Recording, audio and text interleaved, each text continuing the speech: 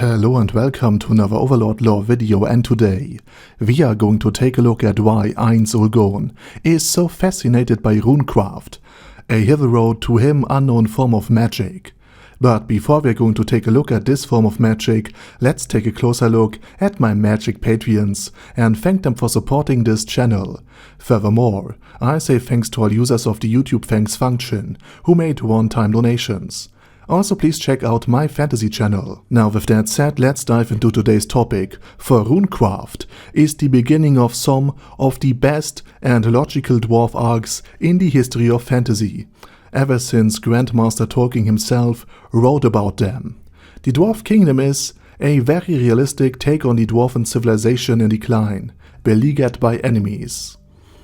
And the first chapter of the 10th novel, detailing Gondor Firebeard's shift in the mine, the general depressed atmosphere, the rampant alcoholism to cope with all of that, and the overall feeling of loss and decline, amidst which Gondor tries to save the things he's passionate about, hits really hard.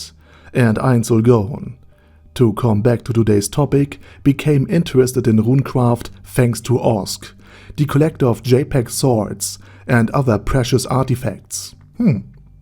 Never realized that there's a double meaning behind this. Now anyway, Ainz Ooal Gown's curiosity got well and truly rewarded, for the Overlord of the Great Tomb of Nazarick couldn't even remember to have ever seen Runecraft in the video game world of Yggdrasil online. Sure, there had been runes engraved on swords and other items, but they were nothing but decoration, something to make a weapon look prettier and rarer, without adding anything to stats and power.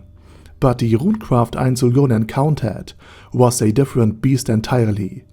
These runes weren't there to look pretty, they were ways to enhance the weapons and give them magical properties that they previously lacked. Ruencraft was a way of enchanting weapons, and yes, it could be very well a game mechanic that Yggdrasil Online had added in later, when Ainz was just busy grinding enough money in the game in order to pay the upkeep fees for the Great Tomb of Nazarick. In this stage, Ainz was pretty unengaged in the wider matter of Yggdrasil and could have well and truly missed such an addition to the game mechanics. But if he grinded for money and loot, surely some beast somewhere would have dropped an item with Runecraft mechanics on it.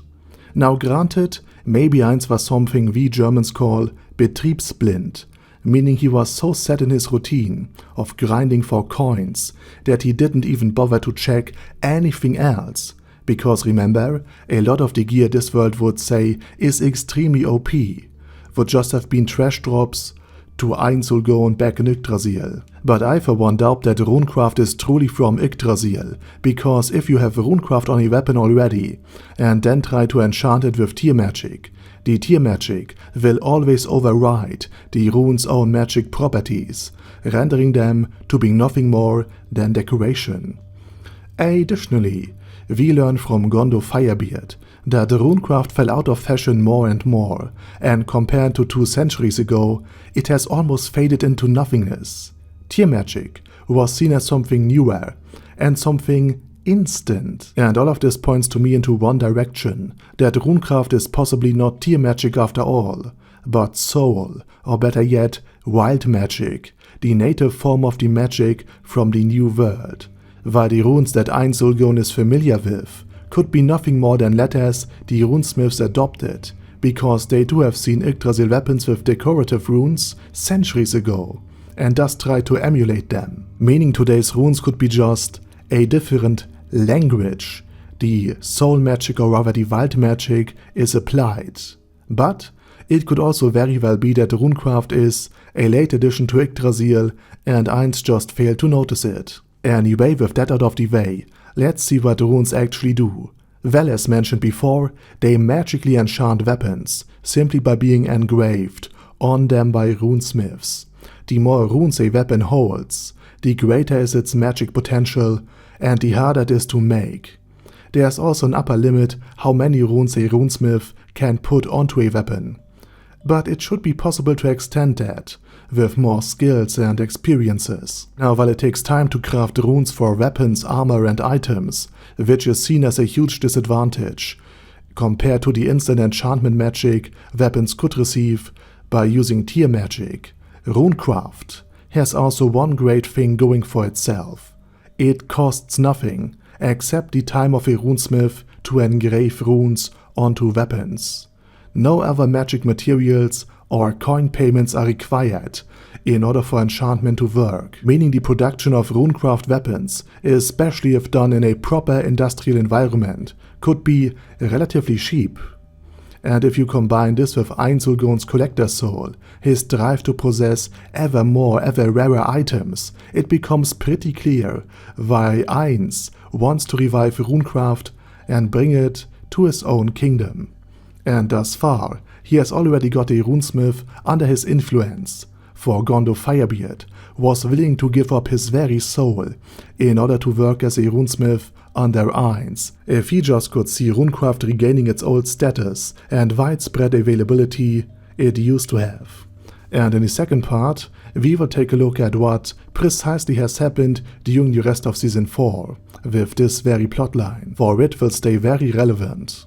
But for today, this is it, and I say thank you very much for watching, and special thanks to Bad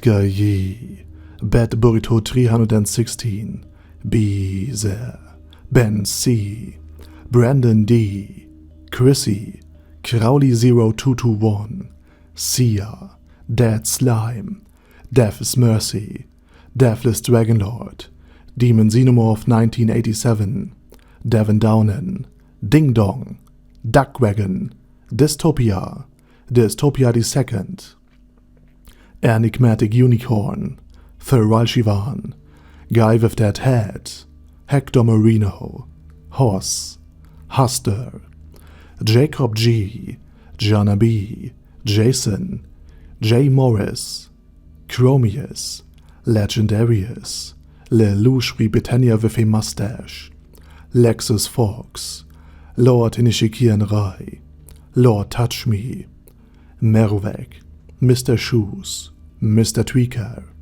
Michael R, Michael Y, Normal Toad, Oakhill, Overlord General Gasper, Paddy Pantom, Personage, Primus 11, Q, Nekeirkos P, Shergox's Daddy, Shadow Lightning Wolf, Shrine Keeper, Super Tier Magic Batista Bomb, Staris, Ted, Texas Deer, The Orc Warboss, Rocket Smasher, T.E. Wang, Vash Hawkeye, Vegito 27, Venture Fanatic, Wilhelm, and Zonegon. Thanks guys. Anyway, have a nice day and I hope to see you all again soon under my next video.